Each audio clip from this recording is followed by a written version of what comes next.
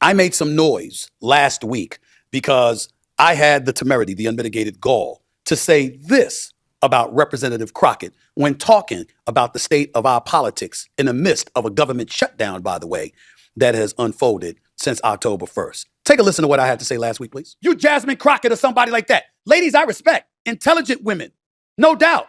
But how Jasmine Crockett chooses to express herself, I'm like, is that going to help your district in Texas? Aren't you there to find a way to get stuff done as opposed to just being an impediment to what Trump wants? How much work goes into that? I'm just going to go off about Trump, cuss him out every chance I get, say the most derogatory, incendiary things imaginable, and that's my day's work. That ain't work. Work is saying that's the man in power. I know what his agenda is. I'm not exactly in a position to stop him since the Republicans have the Senate and the House. But maybe if I'm willing to work with this man, I might get something out of it for my constituency. Because like Joe Manchin said, he's there to represent, or was there for 15 years to represent, the people of West Virginia. She's supposed to be there to represent the people of Texas. I don't know. Maybe that just sounds ignorant because it's so simple. But it ain't that damn complicated. We make it complicated. Damn, it's frustrating. It really can be. And all the verbiage and all the Hey, yo, what's up, guys? Okay, so Stephen A. Smith made the huge mistake of going after a black woman, particularly Jasmine Crockett, because now he's getting attacked from every angle. Everyone's coming after him right now, particularly black liberals, all because he gave constructive criticism. Like, listen to what Stephen A. Smith said. What did he tell Jasmine Crockett? You know, stop with the rhetoric. Stop calling Trump a piece of shit, threat to democracy, a dictator. None of that stuff is going to help you and your constituents, okay, in Texas. You know, work with the current administration. But she's not doing that stuff. All she's doing is just, going off, talking about Trump, calling him all sorts of names. And it's not helping her in any way. So Stephen A. Smith was just giving her advice. Constructive criticism. But later on, listen to what black liberals, when they're targeting Stephen A. Smith for his rhetoric about Jasmine Crockett, a black woman, listen to how they talk to Stephen A. Smith and how they criticize Stephen A. Smith. Anyways, let's just continue with the video. Since that I've heard over the last few days is why it can get exhausting.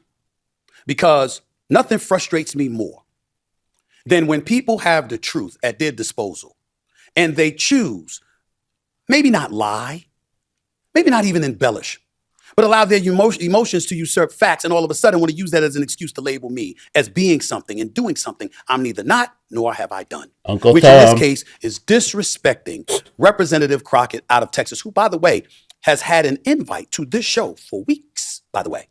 I want to throw to one more example, someone who teeters on the edge quite a bit. Okay, so this is a podcast. It features, I think, Tiffany Cross and Angela Rye, two former MSNBC CNN co-hosts or anchors, and Bakri Sellers, who's still on CNN as a contributor. And I'm not sure who this guy is, though. I've seen him somewhere, but I just It can't shows remember up who. talking out of both sides of his mouth. He had this to say recently about Jasmine Crockett. Sometimes you get attacked by your own. He's got to deal with black woman issues Oh my God. writ large, and whatever self-hate exists within him. That is self-hate. I've never seen a clip. I can't put my name. Where have I seen this guy? What does he do? I can't remember who he is. Oh my God, he's on the tip of my tongue. He's a homo. Oh yeah, okay. So yeah, this guy, Andrew Gillum, he was the former mayor of Tallahassee or something, and then he tried to run for governor in 2020, but then he got caught in a hotel room with a male escort, and with some methamphetamines or something like that. I don't know. Basically, they found him buck naked with his ass bleeding. I think his political career pretty much died after that. So now he's doing this podcast. Anyways, Of him where he actually praises a black woman. That's what I'm saying. He's got Something black woman issue. He's got to deal. By your own. He's got to deal with black woman issues Oh my writ God. large, and whatever self-hate exists within him. That is self-hate. I've never seen a clip of him where he actually praises a black woman. That's what I'm saying. okay. So you see how black liberals go after other black conservatives, or Stephen A. Smith's not even conservative, but they'll just go after anyone that does not follow, their agenda, their narrative. They start calling him they say he's self-hating himself, And he said, "Oh, I've never seen him praise a black woman." Are you joking? Are you kidding me? Have you seen all the women that have come on First Take? Monica McNutt, Kimberly Martin, stuff like that. That's all because of Stephen A. Smith. He's the executive producer of that show. He has all the power on that show. So to say all that stuff is just nonsense, okay? He's got black woman issue he's got to deal with. But For those who are listening, They attack the person, black liberals. They haven't criticized what Stephen A. Smith said. The constructive criticism that Stephen A. Smith gave, they haven't even challenged that. All they're doing is attacking Stephen A. Smith, trying to label him as a coon, imply he's an Uncle Tom, stuff like that. This is how it works in the black community. You can never talk against, politically, you can't go against them on the Democrats.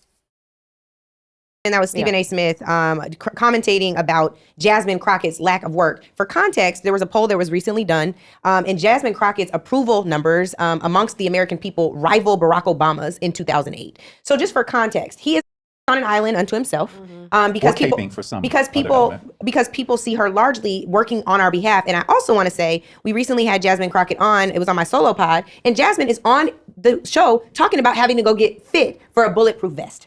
So this is not the time for this. Yeah. And it is very dangerous for this. So I hear you even on the danger, even on campuses, but I wanted to bring this in because this is the kind of messaging they're hearing on their sports platforms, on talk radio, all the time. There is a growing divide between black men and black women. Are there black men that's listening to Stephen A. Bakari? Yeah, of course. I mean, but they would take that and take it people who seriously. like white men. Yeah, and they think I that think they white think men. they You think guys, that it's Jasmine not just Crockett talks with her white naked men. No, I'm not just and saying is too loud and exclusively. snaps her fingers and all that, and they caricature her like he's doing. Yeah. And so my point though is that I didn't like the back and forth with Jasmine Crockett and Nancy Mace or whoever it was, right? But Nancy Mace is the one that got violent. She was the one that said, let's take it I mean, outside. I know them both Marjorie very well. Taylor Greene. I know them Yeah. both very well, and that just because I was in the They attacked legislature, so her. I look at that totally different. However, I will tell you that there is a through line between the Ice Cubes and the Jason Whitlocks and the Stephen A. Ice Smith. Cube. And these individuals, and Ice Cube may be slightly different than the other two, Slightly, but yes.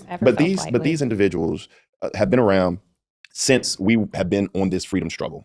There have always been individuals out there which exhibit behaviors of charlatans. It's so disheartening to me. It's frustrating, one, because anytime we speak on this, it's like we, man haters and all this. But I feel such confidence in black men. I've never bought into the idea that all these black men are voting for Trump. Like, they vote overwhelmingly Democrat. We're pretty much in line with each other. What you all are saying is no, they are, and the data shows that there have been inroads among black men. I want to ask why, because it is frustrating to me, and it feels heartbreaking, to be honest, because we are impacted by this system as well. It's not a matter of who's impacted worse. We're impacted differently. We sit at the intersection of being black and being women. And so when men are frustrated with this system, it feels like they fight us.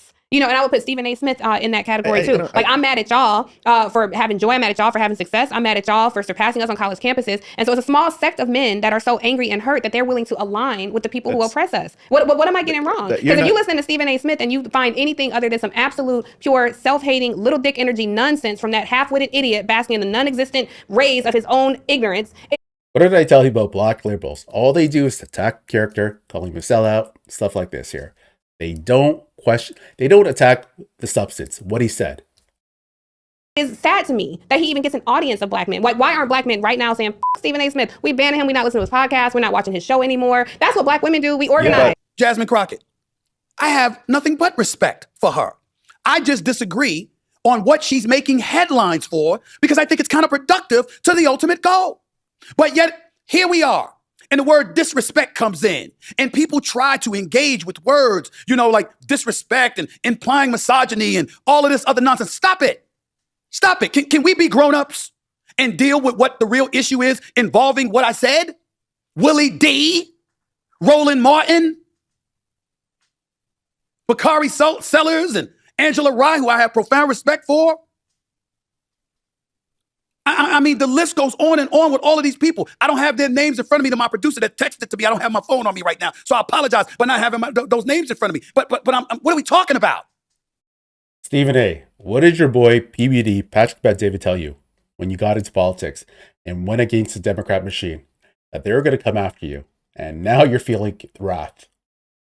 How's it disrespectful to say what I said? Could you just disagree? Can we just say, yo, Stephen A., I disagree with you. Here's why. We got Willie D. Put up that quote, please. He's putting out quotes or texts or tweets about me. Let's see that again.